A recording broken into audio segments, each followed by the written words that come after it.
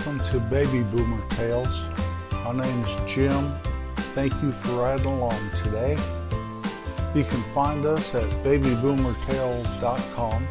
Once you've arrived, there are pictures of that great, beautiful country I speak so much about, the north central Colorado mountains. There's also links where you can find our podcasts, including Twitter, YouTube, Apple Podcasts, Stitcher, and more.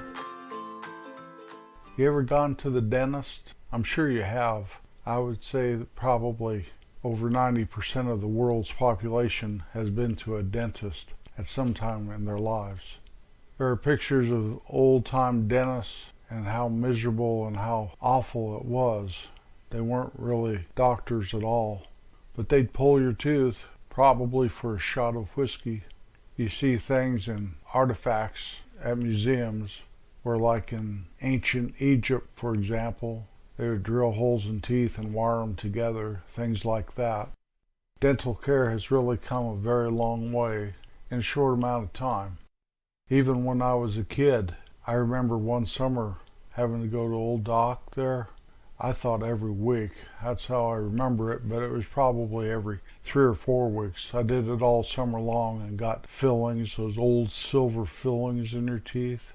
It was one miserable summer. I remember that so vividly. Walking home just felt like I'd been in a torture chamber. Now, being gentle really wasn't something that came about until later on as I got a little older. You never heard about any of that early on in my childhood. You just needed to fill your teeth and give you a shot of Novocaine and hold on. Hold on I did. Not wanting to scream, not wanting to cry, not wanting to die. Doc was a good dentist, though. Some of those fillings lasted me to way into adulthood. I don't believe I have any of those old silver fillings anymore. They've probably been replaced with crowns. But I drank so much soda pop and ate so many candy bars and chewed so much bubble gum and all that stuff, all during my childhood, especially working at my dad's store, around that candy and pop and junk food.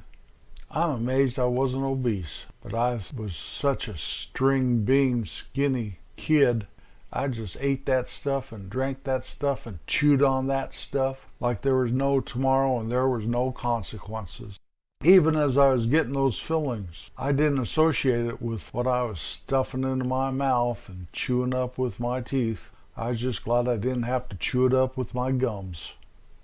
My very best memory of Doc was when I got into high school. We had to go down to his office and get fitted for a mouth guard for football. That was my very favorite memory of him.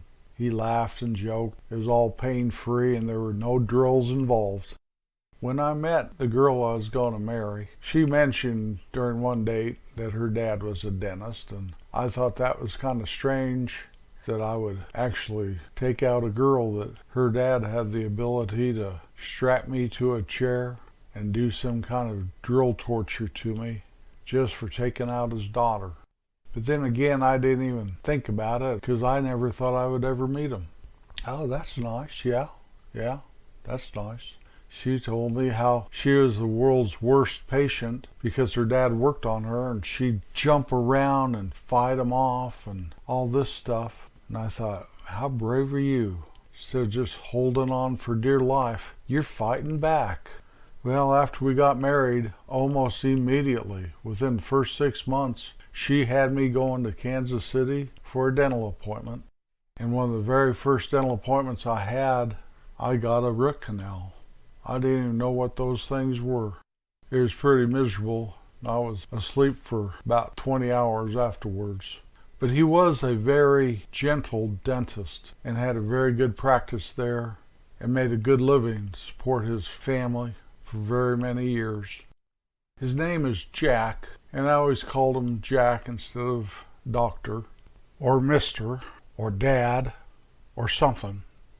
Jack seemed to fit him the best. And his practice was more than just dentistry.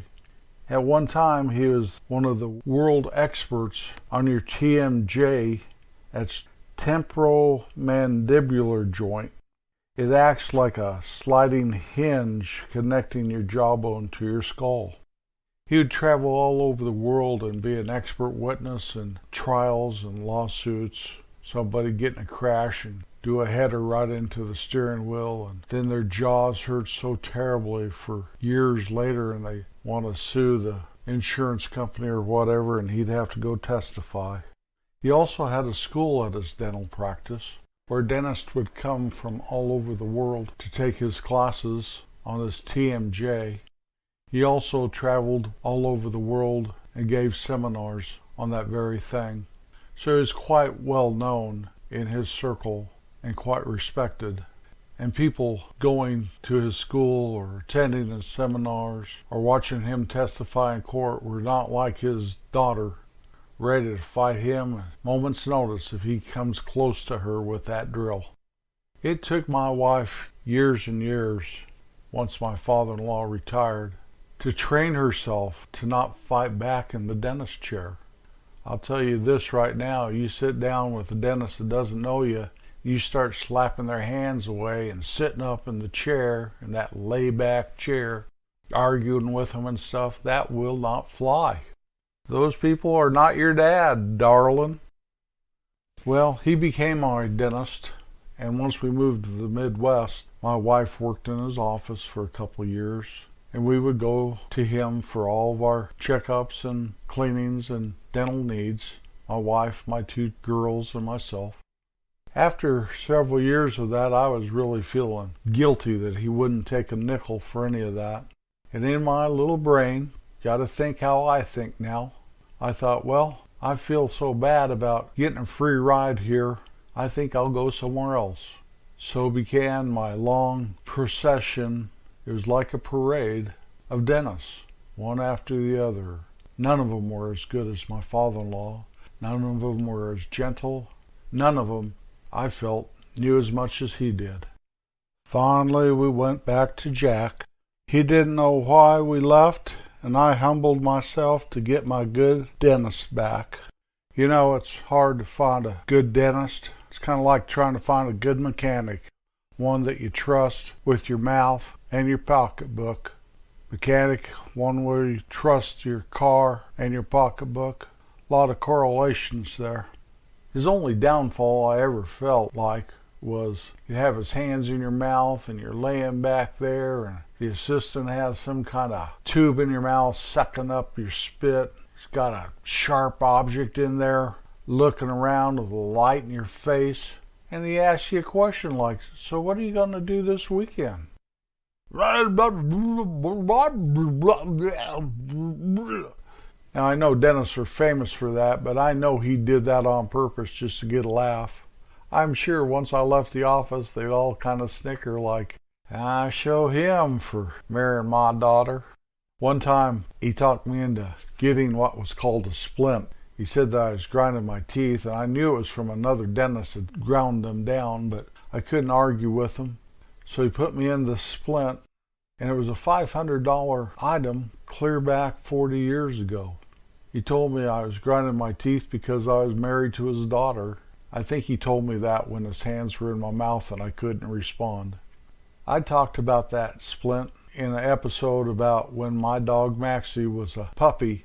We tried to make her so she could come inside and lay by the fire in the winter and kind of be half house dog and half farm dog outside. And that did not work, and one day she grabbed my splint and about ate it, chewed it all up. I had to take a razor knife to it and try to fix it so it could even fit in my mouth. But I still sleep with that thing today. I take it into the dentist and they clean it up once in a while, go around showing everybody, and nobody can believe that I would still be wearing that thing. But it was one of those things like a favorite pillow. I really can't sleep without it. A couple times I've fallen asleep without it, and the first thing I realize when I wake up in the morning is I didn't wear my splint. So maybe it's like a teddy bear, I don't know, sitting there in my mouth, keeping me from grinding my teeth in my sleep. Well, eventually Jack retired and sold his practice. We tried going to the dentist that bought his practice, and that was okay, and I did find a dentist there that I liked, and eventually she left that practice and opened up a dental practice of her own, and I followed her there. Was with her for years and years.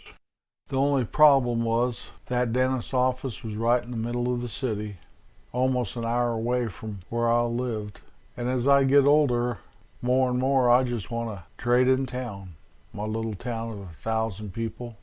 And I did find a dentist I like very much there. She's a very, very good dentist. The hygienist is probably the best one I've ever had. I like the girls that are the assistants and work in the office, and they make me feel right at home. So no more city dentists for me. And if they happen to ask when they have their hands in my mouth a question about how's the family, how you doing, you brushing your teeth every day, why don't you floss more? I just don't even try to respond, unless I just shrug my shoulders a little, sitting there with my mouth as open as I can get, trying not to move, knowing I'm not going to scream anymore, knowing I won't cry. Well, this whole episode came about because a couple days ago, my father-in-law, Jack, just turned 89. He's always been a tough guy. He was a very, very good tennis player, and most of his kids were tennis players because good old, dear old dad was, and a couple of them turned out to be quite good. I remember one time he was probably in his late 70s, and one of my sister-in-laws did a little tennis tournament, family tennis tournament, for his birthday, and nobody let him win, but by golly, he did. Fog! Be quiet! Sorry about the dog barking. He's sitting right outside my window. He likes to do that, and barking at something down at the pond. So I know. I think it was a couple episodes ago we had a thunderstorm. I had thunder rumbling along, and now I have dogs barking. That's okay. That's okay with me. Where was I? Yeah. Jack just turned 89 the other day. 89 years old. Physically, he's still pretty darn good shape. Doesn't have as much hair as he used to. And it's a little tougher for him, but by golly, I have to admire him. Have to admire that through thick and through thin, through all the challenges that life will throw at you, and some of the things that you turn left when maybe you should have turned right. All that stuff that we all go through. Doesn't matter who you are or where you came from. Mankind is not immune to any of that stuff. It's called life. Anyway, he's still doing okay. He was the smartest man I ever knew.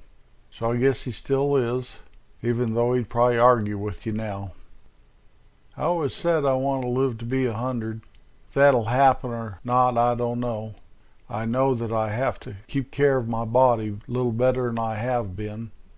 Last year I got heavier than I ever have been, and I realized right then I wasn't feeling as good as I thought I should. So I've started to lose a little weight. Now I'll never be as skinny as my father-in-law. He always was in good shape. Always kind of ate some of that stuff I wouldn't eat, tofu and kale, all that stuff. But I have lost 17.5 pounds now.